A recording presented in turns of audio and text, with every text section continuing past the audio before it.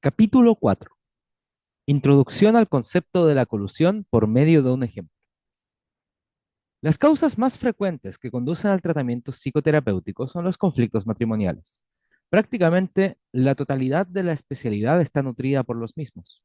Sin embargo, y aunque ello sea difícilmente explicable, en los países anglosajones y en los últimos años, en los países de habla alemana, no se comenzó a investigar ni a tratar con amplitud los conflictos matrimoniales hasta las últimas décadas. Algunos terapeutas creen que el ejercicio de una terapia exigiría de ellos comprender no solo el inconsciente de un individuo, sino de dos personas al mismo tiempo, cosa que rebasa sus posibilidades. Efectivamente, semejante empresa desborda la capacidad del terapeuta, pero yo creo que el asunto se simplifica notablemente teniendo en cuenta la siguiente observación. Casi siempre la pareja presenta sus conflictos según sucesivas variantes de un único y siempre mismo tema. Los sucesos cotidianos causantes de la lucha giran constantemente en torno a melodías de fondo, similares. Si hacemos abstracción de circunstancias accidentales, en los conflictos conyugales se da una temática fundamental, casi siempre estrechamente circunscrita, pero que inquieta a la respectiva pareja. Esta temática común a los dos esposos forma un inconsciente común. La simplificación de nuestro trabajo en la terapia conyugal consiste en que nos limitemos a estos denominadores comunes y no prestemos atención a gran número de campos de los inconscientes que no se hayan implicados en el conflicto matrimonial. El juego conjunto de los cónyuges a causa de este inconsciente común lo designo como colusión, en analogía con H. Dix, ver página 76. Ello constituirá virtualmente el tema de este libro. No existe concepto que por sí solo pueda tener la pretensión de abarcar todos los aspectos de un conflicto que es ya muy complejo. Pero por otro lado, creo que sin formación de conceptos tendríamos dificultades para reconocer de manera profunda, dentro de la profusión de informaciones, lo que la pareja nos presenta realmente como cuestión. No se trata solamente del problema de si un concepto es verdadero o falso, sino también del grado de importancia que el mismo puede tener para nuestra práctica terapéutica. ¿Qué puede comprenderse en un conflicto conyugal con un concepto y qué se pasa por alto o se deja de atender? ¿En qué medida se sienten comprendidos por un concepto los esposos en conflicto? Para acceder a los problemas conyugales hay caminos totalmente distintos. Quisiera exponer de forma sencilla tanto las teorías principales que sobre el problema matrimonial han elaborado hasta el presente el psicoanálisis, la terapia de familia y en la fase inicial la teoría de las comunicaciones, como lo que en un conflicto matrimonial puede comprenderse a base del concepto de colusión. Hasta ahora el psicoanálisis partió casi exclusivamente del individuo como objeto de su investigación.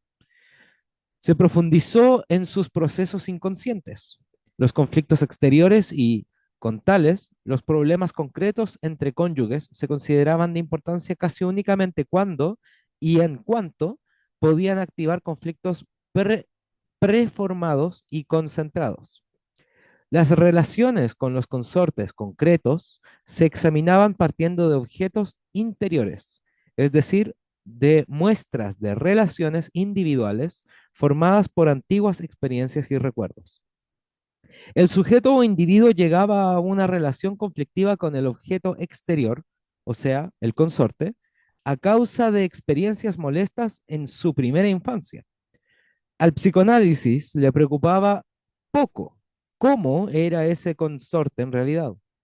Las relaciones reales con el ambiente no se consideraban como determinantes.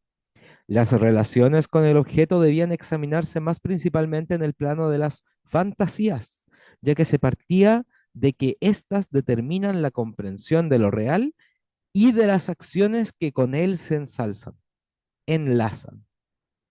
La vía de dirección única psicológica del sujeto en relación con el objeto fue puesta en tela de juicio por la terapia de la familia.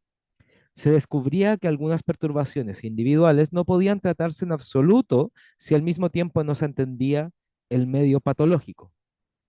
Algunas terapias fracasaban porque el paciente no podía sustraerse a la influencia de sus familiares, ya porque estos saboteaban el tratamiento haciéndolo imposible, o ya porque el enfermo, tras el mero alejamiento exterior del medio, no se consideraba capaz de vivir interiormente. No quería liberarse del enredo que originaban los conflictos familiares. Por esa razón, los objetos reales, es decir, los familiares, se convirtieron repentinamente en centro de interés científico y de los esfuerzos terapéuticos, pero ello con muchas frecuencias, con una actitud fundamental claramente delatora de los terapeutas respecto a sus familiares. En un principio, los conceptos de la terapia de la familia se obtuvieron de las investigaciones sobre la familia esquizofrénica. Se llegó a decir que la esquizofrenia del niño era la única reacción posible en el concepto interurbano, insoportable que sus padres le ofrecían, como dice Bateson, Jackson, Haley y Wickland. El niño se convierte en esquizofrénico porque está expuesto a un prolongado esfuerzo de sus padres para volverle loco, como dice Searles. Los padres crean situaciones que producen psicosis en sus hijos, mientras evitan así en ellos los síntomas más evidentes. Se trata de psicoanálisis exteriorizada o activa de los padres. Psicosis exteriorizada o activa de los padres. Para defenderse de la aparición de una psicosis, los padres crean la psicosis en el niño. Lo envían al tratamiento como paciente adelantado. El niño es el enfermo que representa a los padres y a la familia. Es la víctima de los esfuerzos proyectativos de los padres que cortan su parte enfermiza y la trasplantan al niño. Los enfermos más graves son los que llegan los últimos al tratamiento. El niño se convierte en el realizador de ciertos papeles que le endosan sus padres, es el sustituto o delegado de algunos aspectos del yo propio no desarrollado suficientemente o reprimido. En ciertas manifestaciones dan la sensación de que se contempla al niño como una hoja de papel en blanco, como una masa moldeable a la que da forma la influencia parental sin que el niño ofrezca resistencia. Este es un objeto sobre el que los padres accionan, al que pueden trasplantar sus neurosis, estabilizándose así ellos mismos.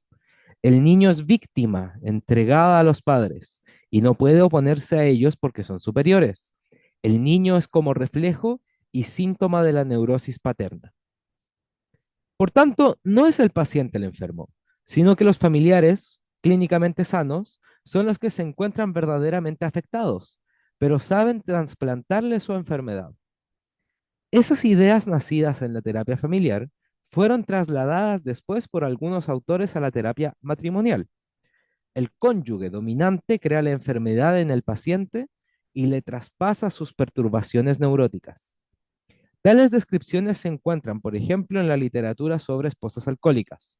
Grotjan, 1960, cita ejemplos de enfermedades psicosomáticas y, entre ellos, el caso de un infarto de corazón en el que la mujer conseguía cerrar lentamente sus manos alrededor de la coronaria de su marido y comprimirla. Durante años había sido una esposa amargada, fría y a veces cruel, pero en el momento en que enfermó su marido se convirtió en enfermera abnegada. Por otra parte, esta mujer manifestaba rasgos de personalidad que indicaban claramente un padecimiento serio coronario. El hecho de que hable aquí globalmente de la terapia de familia puede desorientar, ya que en esta rama que se ha desarrollado tempestuosamente hay tendencias muy distintas. De todos modos, los puntos de vista descritos, si bien se encuentran en muchos de los primeros trabajos, también se ven en los más recientes. En estas publicaciones se saca la impresión de que la vía de dirección única psicológica se contempla únicamente en la dirección inversa, es decir, en el efecto del objeto sobre el sujeto. Se examina qué hacen los familiares con el paciente, pero no se pregunta o se pregunta muy poco qué hacen los pacientes con sus familiares. Todo psiquiatra infantil puede confirmar que no solamente los padres influyen en el hijo, sino que el niño desde su nacimiento ejerce una extraordinaria influencia en el comportamiento de sus padres. Esto se aplica más claramente al matrimonio, donde, además, se debe preguntar, ¿por qué razón ha elegido el paciente a un consorte que puede ejercer sobre él tal influencia patógena? Por tanto, habría que investigar hasta qué punto el mismo paciente provoca y fortalece el comportamiento patógeno del familiar y le asigna el papel patógeno. Con frecuencia los padres se sienten abrumados por la educación de sus hijos, de los hijos, y estarían dispuestos a aprender algo sobre la enfermedad de su hijo. También que los terapeutas no exageraran su sentimiento de culpabilidad ya existente, convirtiéndolo en malignidad diabólica, haciendo así necesario que adopten una actitud rígida de defensa a fin de no sentirse anulados en el sentimiento de propia estimación y privados de la base fundamental para la propia existencia. He podido observar, especialmente en adolescentes, que no solo los padres abusan del hijo como sustituto narcisista, sino que el hijo tiene verdadero interés en servirse de los padres como sustitutos. Hoy se reconoce sistemáticamente la necesidad de eliminar la visión individualista y de no atribuir un conflicto conyugal unilateralmente ni al comportamiento de uno de los miembros ni al del otro. Existe la tendencia a considerar el matrimonio como un todo, como un sistema, tal como enseña la teoría de la comunicación. Los terapeutas de la comunicación y del sistema se han esforzado a menudo en distanciarse de la interpretación psicoanalítica de los conflictos de pareja, pero se imponen así limitaciones en su propia desventaja, que les producen reproches de superficialidad y pura manipulación del comportamiento. Yo quisiera utilizar las ideas teóricas ahora mencionadas en un ejemplo concreto en el que desarrollar el concepto de colusión. Es decir, la idea de contemplar los conflictos conyugales como perturbación neurótica común de los cónyuges que se encuentran en conflicto. Anticipamos que en el ejemplo que sigue el motivo del tratamiento fueron graves problemas respecto al cumplimiento de los papeles masculino y femenino, que aquí, descriptivamente, se caracterizan como perturbaciones neuróticas sin indagar sobre su provocación social. Empleo también los términos psicoanalíticos referentes a estas perturbaciones con plena conciencia de que son muy discutibles. Se me presentó un joven desesperado, porque temía que su mujer le iba a abandonar a causa de su impotencia. En este momento, su esposa se hallaba internada en un hospital psiquiátrico, después de haber sido atacada por una parálisis histérica de las piernas. Hacía un año que habrían contraído matrimonio, no tenían hijos, aunque con anterioridad a la boda habían convivido durante 6 meses. Se trataba de un ingeniero joven, que era el único varón, siendo de menor edad que sus dos hermanas. Su padre también era ingeniero y durante toda su vida había sufrido perturbaciones de potencia, por cuya causa su madre le había escarnecido ante los hijos. Por último, cuando el paciente llegaba ya a la pubertad, los padres se divorciaron. Sus dos hermanas también se habían divorciado porque sus maridos habían resultado impotentes. Y de ellas, la menor vivía ahora casada en segundas nupcias con el primer marido de la hermana mayor. Es decir, que este joven paciente no tenía ningún modelo de relación feliz. Es más, había comprobado que tanto en el caso de su madre como en el de sus hermanas, la impotencia había conducido al divorcio. Su madre era una mujer egocéntrica, posesiva y dominante. Quería allanarle todas las dificultades de la vida y resolverle todos los problemas para así unirle a ella más estrechamente. Le hacía imposible la separación y superación del complejo de Edipo al excitar realmente fantasías incestuosas. Cuando ella se bañaba, el muchacho tenía que sentarse a su lado y leerle un libro en voz alta. Hasta la pubertad, cuando él se lavaba, le inspeccionaba el pene para comprobar su limpieza. Significó para él un trauma especial una operación de fimosis que le hicieron cuando tenía 8 años.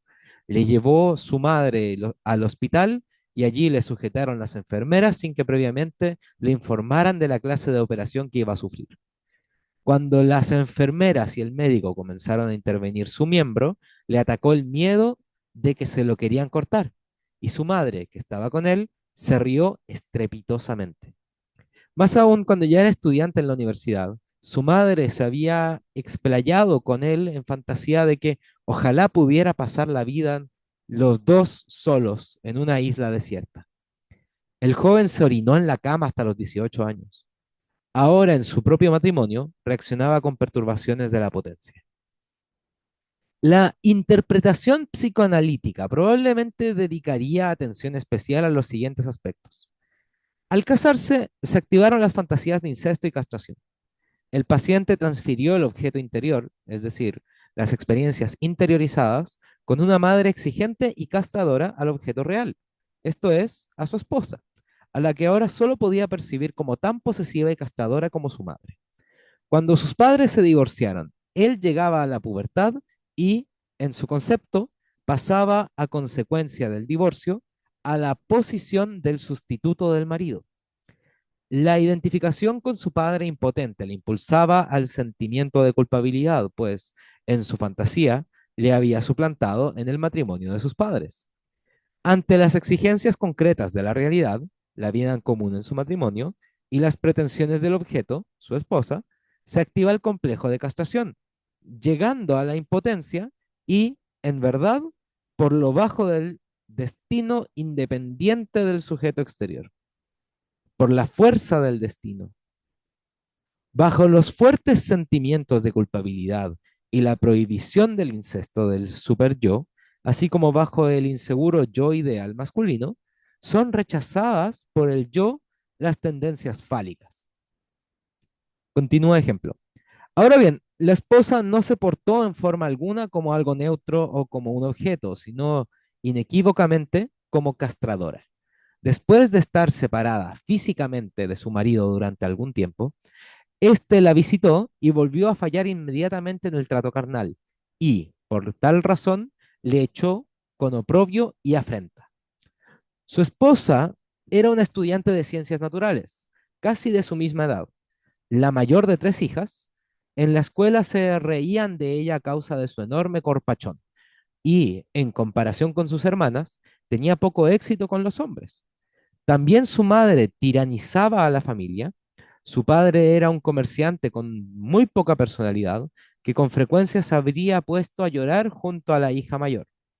La madre intentaba ridiculizar a su marido ante sus hijas y las solía enfrentar con él. Sin modelo paterno o materno aceptable, la joven esposa había desarrollado un sentimiento deficiente de identidad para su propio papel femenino, así como también para el papel masculino de su marido. En el matrimonio se comportaba sexualmente de forma caprichosa. Siempre deseaba lo contrario que su esposo, le molestaba, le hacía sentirse inseguro en su virilidad, le infundía el temor de que nunca llegaría a comprender a una mujer. La antigua terapia familiar impregnada de psicoanálisis daría a esta muestra de matrimonio la interpretación siguiente. Esta mujer, a pesar de sus violentos esfuerzos, no había conseguido identificarse con el papel del sexo femenino. De forma solapada discutía con su marido el papel masculino y ciertamente no de manera que ella misma presentara con sinceridad su pretensión de tal papel. Más bien quería demostrar a su esposo que él fallaba en su papel masculino y en el empleo de su miembro viril y, en consecuencia, que no valía más que ella. Al hacer impotente a su marido, podía mantener desplazados sus conflictos respecto a la propia identidad sexual y no tenía que discutir su problemática. Como un terapeuta, entre paréntesis masculino, se inclina a identificarse con el marido que se dirige a él como paciente, consigue demostrar fácilmente que el esposo tiene que soportar en lugar de la mujer el complejo de castración de ella, que él es víctima de su consorte y el portador de síntomas en sustitución de ella. Quien verdaderamente padece la enfermedad no es el marido impotente, sino la mujer perturbadora sexualmente, aunque no de forma manifiesta. A él no le corresponde el tratamiento, sino a ella como foco auténtico patógeno de la relación conyugal. Tanto la primera interpretación como la segunda me parecen correctas en sí mismas, pero en conjunto no aclaran lo suficiente. Tenemos que preguntarnos, ¿por qué elige esta mujer a un hombre que no le hace posible la superación de su propio conflicto, ya que él mismo falla en el cumplimiento de su papel masculino y por ello dificulta también la identificación con el propio papel del sexo? ¿Por qué razón elige este hombre tarado, con miedo al fracaso masculino, a una mujer que, a causa de su propio conflicto sin resolver, tiene tendencias a reforzar la inseguridad de su marido en cuanto a su potencia? Ahora, la teoría de la comunicación nos ayuda a dar un paso más, y muy importante. Nos lleva de la forma de considerar los problemas individualmente, como lo hace el psicoanálisis, a la contemplación de una relación de pareja como un sistema integral, un organismo total. Las maneras de relación de los cónyuges en conflicto dependen una de otra en forma circular y un círculo no tiene ni principio ni fin. Ya no podemos partir de que el comportamiento de un cónyuge es causa de la conducta del otro por la razón de que el comportamiento del primero está condicionado por la conducta del segundo. Causa y efecto, excitación y reacción, ya no pueden separarse una de otra. Trasladándolo a nuestro ejemplo, no podemos decir que la impotencia del marido sea consecuencia de la actitud de castración de la mujer, ni tampoco podemos decir que la actitud de castración de la esposa tiene como causa la impotencia del marido. Aunque cada uno de los consortes formule tales afirmaciones y desde su punto de vista de primer plano tengan razón en parte, pero nos acercamos más al fondo de la cuestión con la interpretación de que marido y mujer se refuerzan mutuamente en su comportamiento, de tal manera que de ahí resulta la impotencia del marido como síntoma referido a ambos consortes. Cuando más exigente es la mujer, tanto más impotente es el marido. Cuanto más impotente es el marido, tanto más exigente es la mujer. La teoría de la comunicación renuncia a investigar el temperamento complejo del individuo, porque para ello debían ponerse a contribución hipótesis indemostrables, como dice Václavic, Viven y Jackson.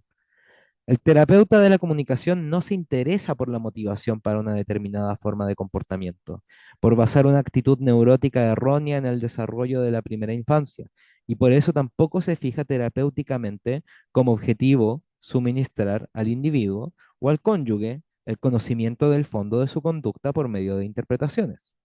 Así, un terapeuta de la escuela de comunicación trataría la problemática de nuestro matrimonio con el auxilio de situaciones de comunicación absolutamente concretas, como por ejemplo los siguientes hechos.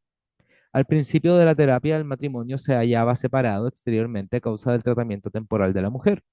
Cuando el marido, al cabo de unas semanas, la visitó por primera vez, salió con ella a dar un largo paseo, quiso tener exceso carnal en el bosque y de nuevo se mostró impotente. Su mujer se enojó, increpándole así: prefiero no tener relaciones sexuales contigo mientras no me puedas garantizar que todo funciona bien en ti. Prefiero esa renuncia a que me proporciones una desilusión como la de ahora. Los terapeutas de la escuela de comunicación demostrarían que, con esa advertencia, el miedo de expectación del marido al fracaso sexual aumenta considerablemente. Se pondrían en juego prácticas de comunicación y alternativas de conducta que podrían facilitar en una atmósfera más deliberada de temor, más liberada de temor, que gozara al marido de la compañía de su mujer sin sentirse bajo la presión de tener que mostrarse como potente. Sobre todo, el conflicto matrimonial quedaría reducido así a una perturbación sexual de comunicación y se trataría como tal. Quizás el marido quedaría totalmente satisfecho con el restablecimiento de la capacidad de la función sexual y se comprenderían después mejor, incluso en aspectos no sexuales. Pero ¿acaso también la perturbación sexual es mera manifestación de un trastorno más profundo y más amplio de la relación entre los esposos? Quizás se haya incomodada la mujer, no solo por la impotencia de su marido, sino que puede verse impulsada por razones inconscientes a desencadenar esa impotencia en su consorte, porque ella misma tiene miedo a la entrega sexual, porque no ha conseguido identificarse con su papel femenino y porque ve en la potencia la expresión de la superioridad del varón y de los privilegios masculinos que realmente ella quisiera destruir. Aunque pueda restablecerse la capacidad de función sexual, con ello no quedaría asegurado que los cónyuges puedan gozar también de sus relaciones sexuales. Para conseguirlo sería necesario el tratamiento de los fondos que han originado la perturbación sexual. Las tres aportaciones teóricas examinadas aquí, la del psicólogo, la del terapeuta familiar y la de la teoría de la comunicación, pueden enunciar algo importante sobre el conflicto conyugal. Con el concepto de la colusión, quisiera ahora intentar integrar aspectos importantes de estas tres aportaciones en un todo de superior categoría. Según el concepto de la terapia de la colusión, la conducta matrimonial de un individuo está notablemente determinada por su prehistoria personal, aspecto genético del psicoanálisis. Pero, al manifestarse, el comportamiento conyugal se halla también sustancialmente determinado por la actitud vigorizante o amortiguadora del cónyuge, según la teoría de comunicación. Y esa actitud que vigoriza o atenúa, a su vez se encuentra motivada por el fondo personal, aspecto de la antigua terapia de la familia. Deben producirse efectos especialmente fatales cuando una disposición desfavorable para el desarrollo recibe el impulso de una tendencia paralela del consorte. Se puede observar ahora en el presente, ejemplo, que en el conflicto conyugal irresoluble se encuentra tal correspondencia de estructuras neuróticas. Esto quiere decir que se puede comprobar en ambos esposos una perturbación fundamental respecto al conflicto conyugal, aunque actúa en papeles distintos. Los cónyuges con perturbaciones análogas se impulsan recíprocamente en su comportamiento patológico y se acostumbran a un juego inconsciente, a una colusión. Y lo hacen, aunque inconscientemente pretenderían lo contrario, con su consorte. Es decir, que intentaban superar juntos la perturbación que ya anteriormente existía. Para comprender el conflicto conyugal presente, me parece importante volver hasta la elección del esposo, de esposo, porque el hecho de que la lucha se agríe tiene su raíz en el desencanto respecto a los ideales e ilusiones que mutuamente novio y novia ponían al decir su casamiento. Nos ocupamos inmediatamente de la colusión de elección de esta pareja. Colusión de elección. Se conocieron en un restaurante cuando eran estudiantes universitarios. El marido, que hasta entonces había sido apocado y tímido con las mujeres, vio a su futura mujer en una mesa próxima charlando con una compañera de estudios. Le causó impresión de dulzura y acusada feminidad. Se armó de valor para levantarse de su mesa e invitarla a un café. Y ella le sorprendió tal atrevimiento y lo consideró como expresión de aplomo varonil. La energía del joven se le impuso y aceptó la invitación. Se enamoraron al instante. Elegía con plena conciencia a la fémina aparentemente dulce y necesitada de apoyo, por medio de la cual se sentía afirmado en su masculinidad. Ella elegía al marido aparentemente seguro de sí mismo, varonil, en quien esperaba encontrar sostén y ayuda. Como ya se ha indicado, el marido entraba en la relación con un vínculo no solucionado con su madre, castradora, que le sometía a cuidados excesivos y le conservaba en su papel de dependencia. Su deseo más apremiante era encontrar a una mujer frente a la cual pudiera afirmarse varonilmente, que no le tratara como madre, sino que por el contrario se dejara proteger. Su angustia ante el matrimonio la constituía el que pudiera repetirse lo ocurrido con el de sus padres, que él fuera como su padre, un impotente. Su esposa, en su desvalimiento y necesidad de apoyo, le parecía una garantía segura contra ese peligro, al fortalecer su hombrío y no realizar tentativas para desempeñar el papel de madre, ya que más bien esperaba recibir de él atenciones maternas. Por consiguiente, le facilitaba la defensa contra su madre amenazadora al hacer posible su identificación con el agresor, su madre, que le cuidaba con exceso. Eliminaba la amenaza de su madre al colocarse él mismo en su lugar. La mujer llegó al matrimonio con un problema sexual de identidad no resuelto. Se esforzó violentamente en una conducta femenina por contraidentificación frente a su madre dominante. Se había sentido muy frustrada en el ambiente del hogar y anhelaba para el matrimonio protección y cariño, así como ayuda y atenciones. Su angustia ante el matrimonio era igualmente que se repitiera el de sus padres, es decir, que ella pudiera ser tan dominante y fría de corazón como su madre. Su marido le parecía ofrecer garantía segura contra ese peligro porque desde el principio había adoptado una actitud hacia ella activa, maternal y de muchas atenciones, llegando a mimarla. Su motivación consciente para la elección de compañero era la imagen guía de traspasar al marido sus propias tendencias masculinas, conducirse pasivamente en el matrimonio y dejarse cuidar. Por tanto, las motivaciones personales previas para el matrimonio de ambos novios concordaban entre sí con bastante exactitud. ¿Cómo entonces pudo originarse la crisis? En la contraidentificación frente a su madre, la mujer se había esforzado en hacer todo lo posible por ser débil, insignificante y desvalida, para reasignarse a un papel femenino pasivo que no compaginaba con su naturaleza. Ya meramente al exterior, tenía una constitución física de fuerte osamenta, rasgos faciales masculinos que intentaba paliar con largos cabellos, manteniendo la cabeza inclinada y hablando con voz suave. Había intentado traspasar a su marido sus tendencias masculinas, pero en el transcurso del matrimonio se produjo el regreso de lo descartado. Violentándose, llamaba siempre a su marido, es que tú eres el hombre, y reprimía aún más sus tendencias activas, y cayendo en represión más fuerte, adoptaba una actitud todavía más desvalida hasta que, por fin, como expresión de su debilidad, le atacó una parálisis histérica de las piernas. Su exigencia de atenciones y apoyo se hacía cada vez más desmedida y adoptaba el carácter de conducta de castración, que tenía que convertir a su marido en un fracasado como hombre, ya que se sentía desbordado por sus expectaciones. En esa época comenzaron sus perturbaciones de potencia, y con ello se produjo también la vuelta de lo desplazado.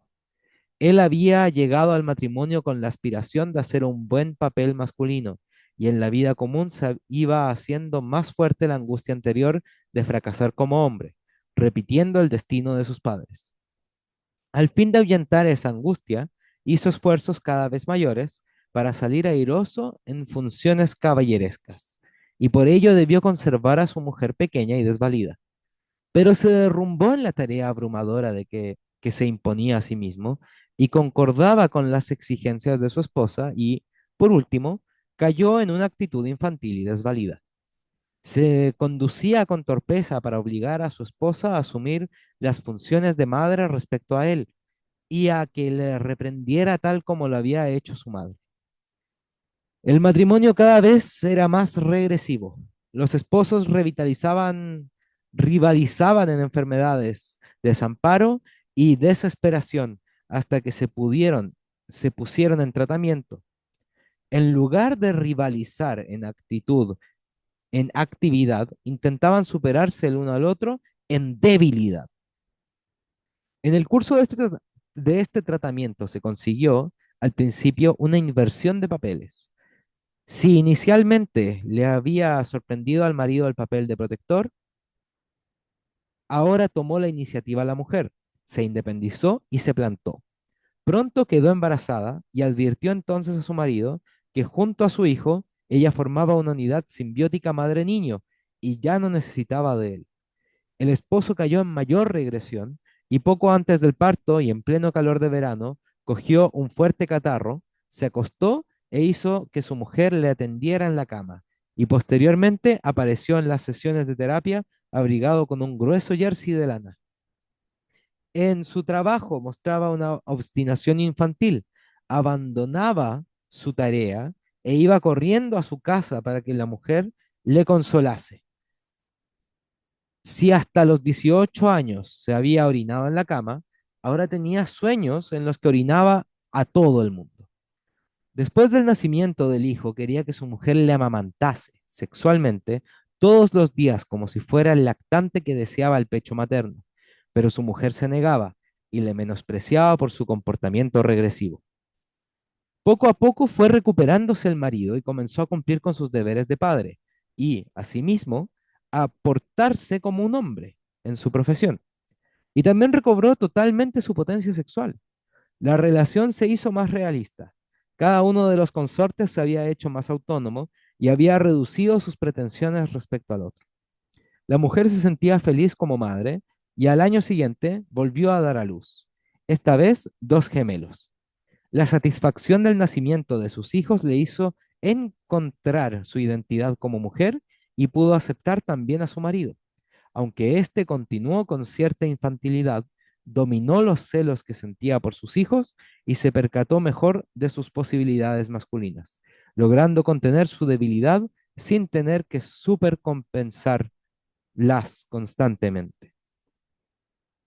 Este ejemplo muestra cómo un conflicto conyugal puede basarse en una perturbación fundamental similar en los dos consortes. Ambos tenían una experiencia parecida del matrimonio de sus padres y por esta razón una imagen igualmente deformada del papel del propio sexo, así como el de su consorte.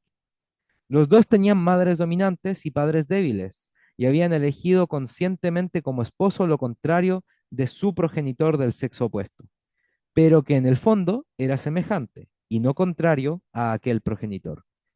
Ambos querían evitar la repetición de los matrimonios paternos en forma supercompensatoria, pero se deslizaban precisamente por sus defensas exageradas en un esquema de relación semejante en todo. Vemos cómo un enfoque neurótico de la misma clase de los dos esposos constituye la base del conflicto conyugal. En términos psicoanalíticos, ambos sufrían de un complejo de castración con tendencia a la regresión de relaciones de objeto orales. La mujer sublimaba sus aspiraciones de masculinidad transfiriéndolas al marido y se comportaba acentuando su indefensión femenina. Por otro lado, el marido desplazaba sus tendencias pasivo-femeninas, que ahora las imputaba totalmente a su mujer, intentando cumplir, liberando del miedo, el papel masculino al que aspiraba. En el transcurso de la larga simbiosis, hizo quiebra la aparente feminidad de la esposa y sus esfuerzos desesperados para reprimir sus propias aspiraciones masculinas con un comportamiento cada vez más regresivo, condujeron a una exigencia excesiva de la masculinidad de su marido. Este no pudo sostener su aparente virilidad porque sus antiguas angustias ante el fracaso masculino y sus tendencias más bien femeninas se actualizaron con la simbiosis con una mujer muy parecida, en el fondo, a su madre. Comienza el recuadro. Los puntos de vista más importantes de lo expuesto hasta ahora son: 1. Colusión significa el juego conjunto no confesado, oculto recíprocamente, de dos o más compañeros a causa de un conflicto fundamental similar no superado. 2. El conflicto fundamental no superado actúa en distintos papeles, lo que permite tener la impresión de que uno de los miembros es lo contrario del otro, pero se trata meramente de variantes polarizadas de lo mismo. 3. La conexión en el conflicto fundamental similar favorece en las relaciones de pareja los intentos de curación individual, progresiva, supercompensadora en un consorte y regresiva en el otro. Este comportamiento de defensa progresivo y regresivo produce en parte importante la atracción y aferramiento diádico de los cónyuges. Cada uno de ellos espera que el otro le libere de su propio conflicto. Ambos creen estar asegurados por el consorte en la defensa contra sus propias angustias, hasta tal punto que creen posible y accesible una satisfacción de la necesidad en medida no alcanzada hasta entonces. 5. En una larga simbiosis fracasa este intento colusivo de curación individual a causa de la vuelta de lo desplazado que tiene lugar en ambos consortes. Las porciones delegadas o externalizadas, transferidas al otro cónyuge, vuelven incrementadas al propio yo. Fin de recuadro. Estas definiciones tan concisas son todavía bastante difíciles de comprender.